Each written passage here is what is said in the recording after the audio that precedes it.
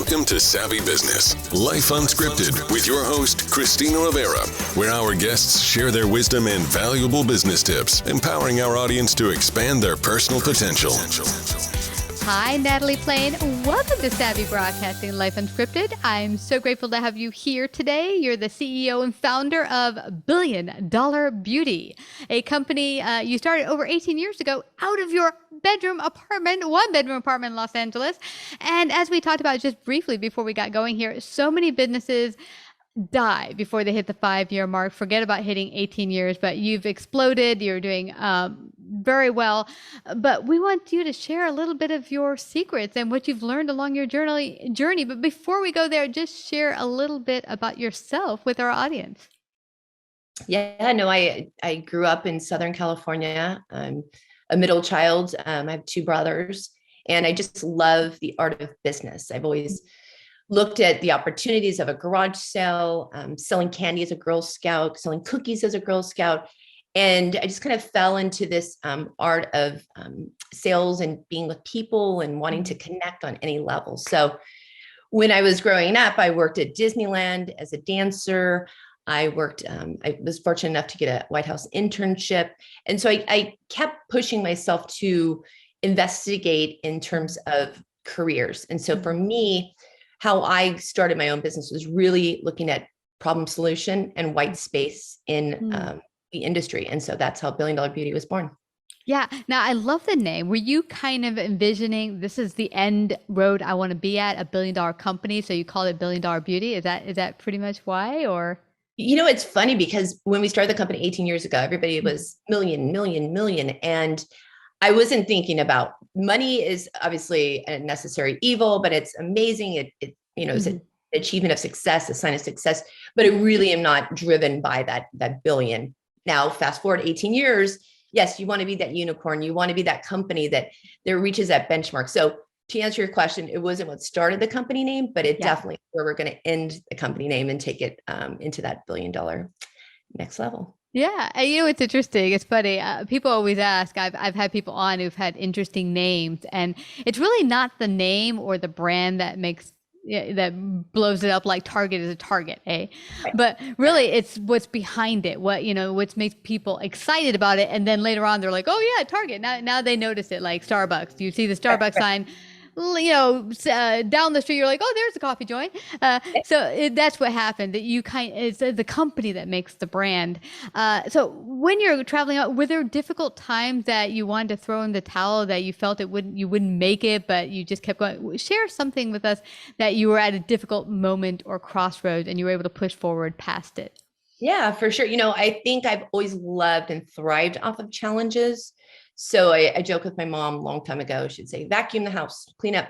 And I said, well, how fast do you think I can vacuum? How quickly do you think I can do that job? So I love facing challenges. And again, the company is built on problem solution. So probably the toughest thing with growing a company is managing your career, family, and time for yourself, right? And so for me, late nights, early mornings, finding time to do hot yoga and, be with my children, but also dig so deep into what the potential is for our company, I think is what you really have to have that steel trap mind. And so for me, that's probably the biggest challenge, but I love it and I thrive off of it. And I really haven't faced any sort of adversity other than just got to go. Keep the hustle. Keep it going. Yeah. You mentioned something really, really interesting, Natalie, is that some people enter this arena of entrepreneurship and it sounds like the kitschy thing. Let's be an entrepreneur and start a business. But you mentioned you have to really love the struggle. You have to really, and people come to my mentor. I have a business mentor, and people say, so when do I get to the end where I don't struggle or I don't have to actually hustle? He's like, never. Get a job. Right. It never stops. Yeah, no. And that is what fuels our company. It's what fuels me. Is what fuels our team. And so the innovation we've been able to pivot over this past 2 years, right? So we created Beauty Above the Mask. We thought the whole world's stopping. What's most important other than seeing this part of your face? And so we were very fortunate that we created this campaign called Beauty Above the Mask. And now people are communicating with their eyebrows. And that's what we're best known for, is $1 billion brows. So just looking at opportunities when they arise and not crumbling, I think is really critical. And this is good for someone listening in that maybe isn't a business owner, but says, well, there's something to use here. How can you pivot in times of adversity? There might be things crumbling around you, but there's always opportunities as well. When things go awry, look for the opportunity in that event. Absolutely. And, prior to starting Billion Dollar Beauty, I was a journalist. I was a writer, producer. I worked on many TV shows, journalism, investigative reporter with Geraldo Rivera, CNBC. I landed a job called, it was a show called Real TV, which was the precursor to YouTube. And it was a cutting edge show where I was allowed to reinvent myself as somebody who's writing scripts to like short little videos. And so I think in any career for me, I was able to take those concepts and those ideas to my boss and say, what if we took this skateboarding video and we added some music? And I think you just need to communicate with your team and your superiors, your boss, what have you. And so I love that with our teams. They come to me and they say, Natalie, what do you think about this? I had a friend pitch me an idea for an advent calendar. A friend who's like, you should do an advent calendar. I'm like, we're doing an advent calendar now. So 2022, look out for the $1 billion beauty advent calendar. Yeah. So yeah. And that's a great point you're an employee somewhere. What do you have to make yourself stand out and be that diamond amongst others that you can offer the company? I remember one thing for me that stands out whenever I go into work with a company, and I've had this gift since I was my very first job in a copy center. I walked in and found that things weren't working efficiently. My brain started, moving like, what can we do to make things work here better? And I just started pitching it at 19, 18 years old. Here's how we can make more money. And they're like, who are you? We just hired you. Didn't you just graduate from high school like 2 years ago? But, I'd say as a business owner, one thing you could look out for is those diamonds that come to you with those ideas. Don't just throw them away. Look and see, can we use them or maybe just revamp them a bit and launch them out there? Absolutely. And tweak them. And sometimes it's going to happen immediately. And sometimes, I'll put some ideas kind of like we always say, marinated on it a little bit. Yeah. Let's look at this from 30,000 feet above. But we take all ideas into consideration. But it is, you see something special in somebody, you reward them, you acknowledge them. I think it's really important for everybody to know that they're bringing something to the table. I know that it could be something small as flowers. It could be a note. It could be, hey, let's go have lunch. And it just is like, I'm part of something bigger than just, it's you hit something so important for business owners out there.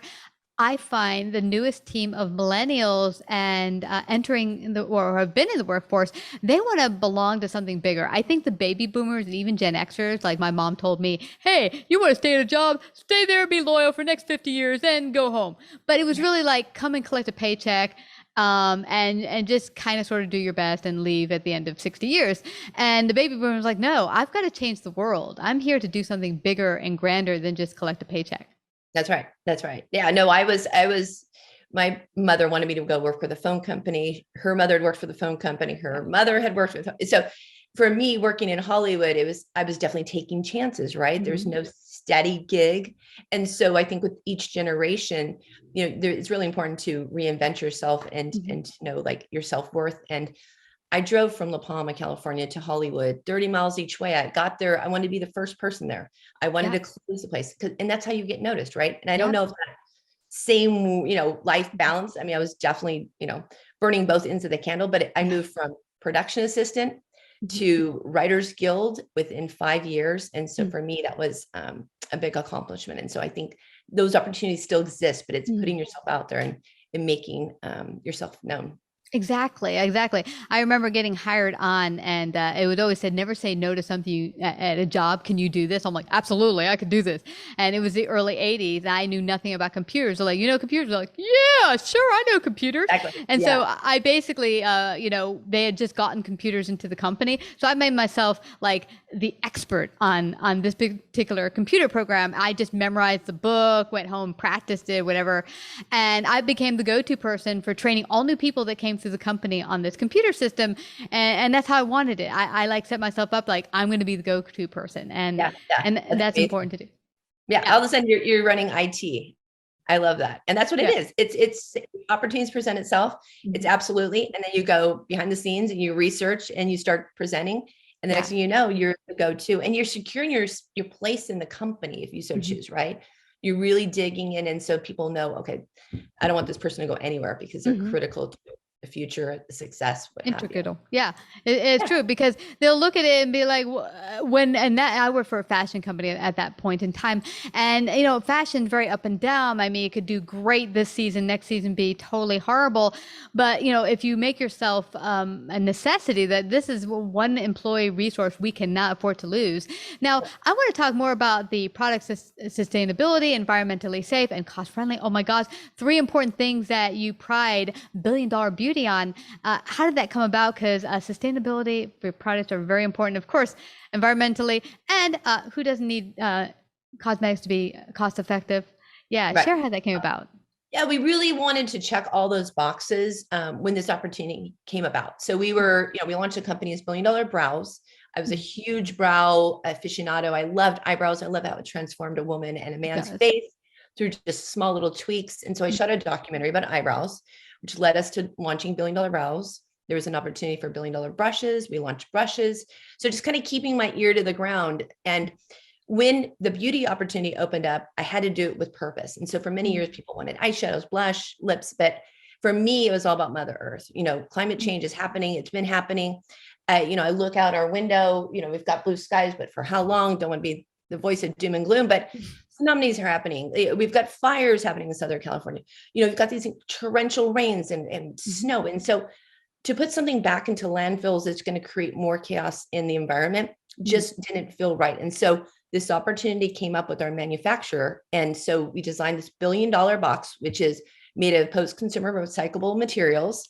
And the pans are so thin, you can have eyeshadow, lips, cheeks, brows with a razor thin component. So traditional cosmetics have bulky packaging that are predetermined shades. And so what you may like for eyeshadow, I may not, vice versa. And so then you're stuck with this palette that has too many shades. And when you're done with the 2 shades out of the 12 that you like, it goes into the landfill, including a mirror, including the glue, including the packaging, the outer packaging. It was a lot to consider. So when Target came knocking, we said, we have this amazing concept, and they bought into it, and they were early adapters. And so we were able to lean into this messaging, and, next thing you know, the train has left the station, and we are officially a sustainable beauty company that is conscious of Mother Earth. Yeah. And you know what I really, really important to me, there's a hair product that I'm wearing right now, Arctic Fox. You love brows, I love hair, but what they really concern themselves with, not only environment, but also not harming animals to do their product. And I that's really important to me. So when I saw they had products that didn't have all these harsh paraben's, but at the same time, don't test them on animals, I'm like, sign me up. Yeah. Well, in this day and age, I mean, we're cruelty-free, vegan. I mean, paraben-free. We have to look back at our past history and say, what were we thinking? Why would we test on animals? Right. And I remember years ago when I was probably in high school, and I would see, Suave in my bathroom. And I remember calling, because it was starting to happen in, I think, like the late 80s, right? People were starting to become aware of the testing on rabbits, and you see these news articles. And so I'm really proud that this is becoming more of the norm in the cosmetic industry. It's completely unacceptable. So I don't know why we ever test on animals, to be quite frank. It's like, what, we plan to eat these products or something? Right. No, it's ridiculous. I have 3 cats and a dog, and it's just like, I look at them and just, totally. Well, I'm so grateful you guys are doing that. But I also love that you go out there and help other women and help encourage them and dare to achieve, because like we just spoke about earlier, it is possible. If you are a young female entrepreneur and say, can I do this? Well, look at Natalie. She could do it 18 years ago to start till now being super expensive and explosive and successful. So can you. Absolutely. I think it's really important for women and men to just look at opportunity and show up. I think keep your word, and things happen. People notice. And so one of my biggest things is sometimes it happens quicker for others and it takes longer for, certain people. Just keep going at it and believe in yourself and put yourself out there. I mean, we have so many wonderful tools. We launched the company just as like the internet was taking off. We didn't have social media. So really, there's so many amazing tools. Tap into them and talk to people. Find a trusted group of friends who believe in your vision, and just never stop. So yeah, and you make a really good point there, Natalie. We had one of a comedian I like who was on a talk show and said, you know what? I had come on like the Tonight Show and a couple others, and I thought, okay, I finally made it. I'm on the Tonight Show, and nothing happened after the Tonight Show, and it happened about 3-4 times before it finally started to expand and explode for him. But he said that's what I realized, that it's never just like one thing. Sometimes you got to stay in the steady groove. It's like, okay, here's an opportunity. It looks huge, but it might not be the thing that breaks things open for me, but just stay the course. Stay the course, stay the course. Yeah. And as soon as you get that one big hit, right? So this comedian goes on to the Tonight Show and it blows up great. Mm-hmm. It's like, you want more, right? Mm-hmm. I think if you're hungry and you got that fire in your belly, just don't believe the hype of that one segment, right? Keep going, keep pushing. Exactly. Well, I want everyone to get some of your wonderful products, find out more about your company. How can they do that?